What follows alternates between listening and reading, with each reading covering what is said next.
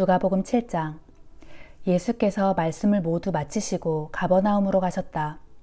거기에는 병들어 거의 죽게 된 종을 둔 백부장이 있었다. 백부장은 평소 그 종을 무척 아꼈다. 그래서 백부장은 예수께서 자기 마을로 오셨다는 말을 듣고 유대인 장로 몇 사람을 예수께 보내어 자신의 병든 종을 고쳐주시기를 간절히 청했다. 유대인 장로들은 예수께 부탁했다. 그 백부장은 그런 은혜를 입기에 부족함이 없는 사람입니다. 그 사람은 유대인을 사랑할 뿐만 아니라 우리를 위하여 회당도 지어주었습니다. 그 말을 듣고 예수께서 장로들과 함께 가셨다. 백부장의 집에서 그리 멀지 않은 곳에 이르렀을 때 백부장은 자기와 가까운 사람들을 보내어 예수께 말했다. 주님께 심려를 끼쳐드리고 싶지 않습니다. 저는 주님을 저희 집에 모실 만한 자격이 없는 사람입니다. 그러니 주님께서는 말씀만 하십시오. 그러면 제 종이 나을 것입니다. 저도 상관을 모시고 있지만 제 밑에도 부하들이 있어서 제가 가라 하면 가고 오라 하면 옵니다. 또 제 종들에게 이렇게 하라 하고 말하면 그대로 합니다. 예수께서 이 말을 들으시고 감탄하면서 자기를 따르는 사람들을 돌아보며 말씀하셨다. 내가 여러분에게 분명히 말하지만 나는 여태껏 이스라엘 사람들 중에 이만한 믿음을 가진 사람을 보지 못했습니다.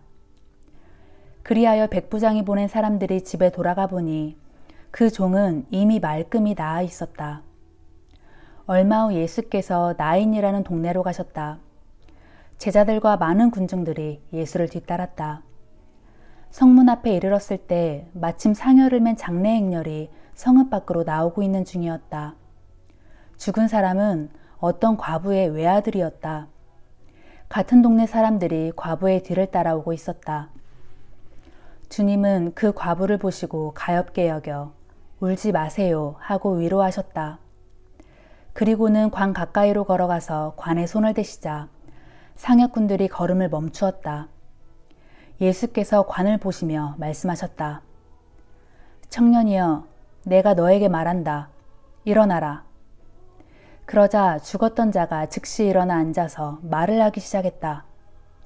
예수께서는 그 청년을 그의 어머니에게 돌려주셨다. 사람들은 모두 큰 두려움에 쌓여 하나님을 찬양하며 소리쳤다. 위대한 예언자가 우리에게 나타나셨다. 또 사람들은 이렇게 외쳤다.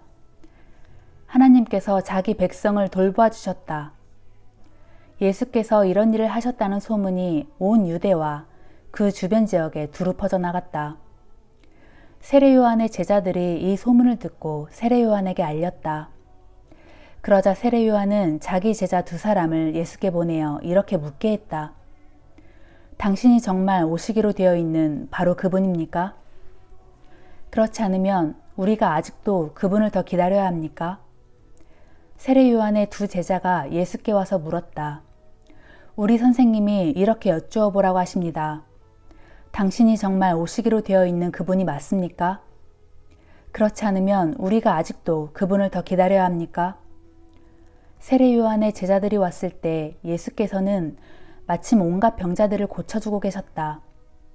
다리 저는 자들과 눈먼 자들을 고치시고 악한 귀신들을 쫓아내셨다. 예수께서 그들에게 대답하셨다.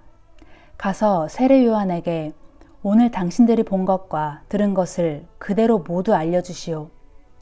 보시오, 눈먼 자들이 눈을 뜨고 다리 저는 자들이 똑바로 걸으며 나병 환자들이 완전히 낫고 듣지 못하는 자들이 다시 들으며 죽은 자가 다시 살아나고 가난한 자들에게 기쁜 소식이 전파되고 있소. 나를 믿고 의심하지 않는 사람은 복이 있소. 그렇게 전해주시오. 세례 요한이 보낸 사람들이 떠나간 후 예수께서 군중들에게 세례 요한에 대해 말씀하셨다. 여러분은 무엇을 보려고 광야로 나갔습니까?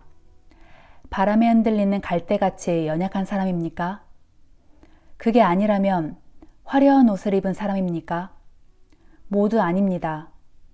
값비싼 옷을 입은 자들은 궁궐에 있지 광야에는 없습니다. 그러면 여러분은 무엇을 보려고 광야로 나갔습니까? 예언자입니까? 옳습니다. 내가 여러분에게 말합니다. 그는 예언자보다 더 위대한 사람입니다. 이 사람에 관하여 성경은 기록하기를 보라, 내가 너보다 앞서 내 심부름꾼을 보내어 내 길을 준비하도록 하겠다 했습니다. 내가 여러분에게 분명히 말합니다. 여자의 몸에서 태어난 사람들 중에 세례 요한보다 더 큰 인물은 없습니다. 그러나 하나님 나라에서는 가장 보잘것없는 사람이라도 그보다 더 큽니다. 예수의 이 말씀을 들은 사람들은 심지어 세리들까지도 하나님을 찬양했다. 그들은 세례 요한의 설교를 듣고 그에게서 세례를 받은 자들이었다. 그러나 바리새파 사람들과 율법 교사들은 세례 요한에게서 세례를 받지 않음으로써 자신들에 대한 하나님의 계획을 받아들이지 않았다. 예수께서 이어서 말씀하셨다. 이 세대 사람들을 무엇에 비유하면 좋을까요? 누구와 같다고 해야 할까요? 그렇습니다. 그들은 장터에 앉아 편을 갈라 놀이를 하면서 다른 편 아이들에게 이렇게 외치는 아이들과도 같습니다.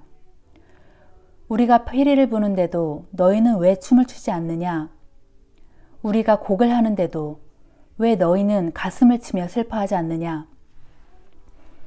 이처럼 사람들은 세례 요한이 와서 빵도 먹지 않고 포도주도 마시지 않자 보라, 저 사람이 귀신 들려 미쳤다 하고 말하더니 이제 인자가 와서 잔치집에 가서 먹고 마시는 것을 보고는 보라, 저 사람은 욕심껏 먹고 마시기를 즐겨하면서 세리와 죄인들하고만 어울린다 하고 말합니다.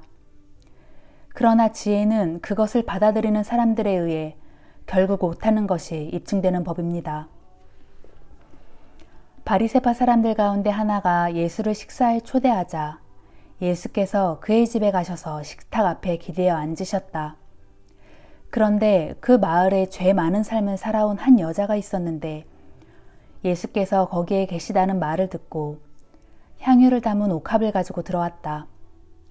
그 여자는 방 안으로 들어와 예수의 뒤쪽에 무릎을 꿇고 앉아 울면서 눈물로 예수의 발을 적셨다. 그리고 자기 머리카락으로 예수의 발을 닦으며 그의 발에 입을 맞추고 향유를 부었다. 그 여자의 행동을 바라보면서 예수를 초대한 바리새파 사람이 속으로 혼자 중얼거렸다. 이 사람이 참 예언자라면 자기를 만지는 이 여자가 어떤 여자인지를 알아야 할 것이 아닌가?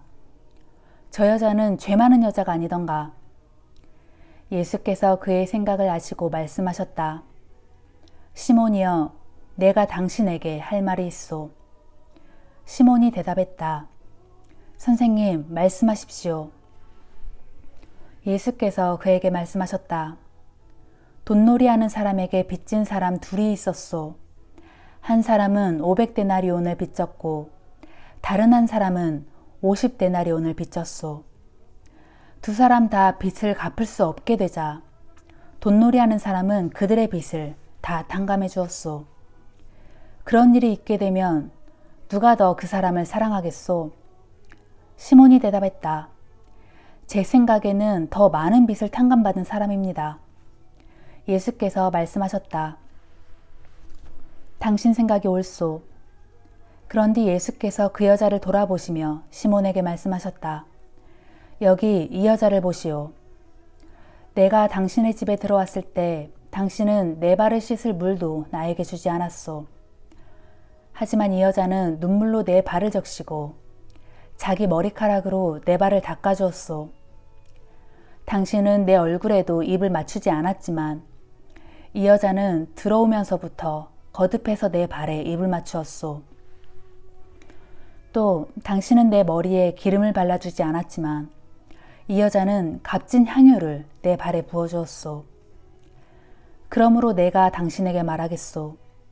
이 여자는 더 많은 죄를 용서받았소. 그것은 이 여자가 나에게 더 많은 사랑을 보여주었기 때문이요. 용서받은 것이 적은 사람은 사랑도 적게 나타나는 법이요. 그리고 예수께서 그 여자를 향해 말씀하셨다. 여자여, 당신의 죄는 다 용서받았소. 그러자 식탁에 앉아있던 사람들이 수군거리기 시작했다. 도대체 이 사람이 누구이기에 죄까지도 용서한다고 말하는가? 그러나 예수께서는 그 여자에게 계속 말씀하셨다.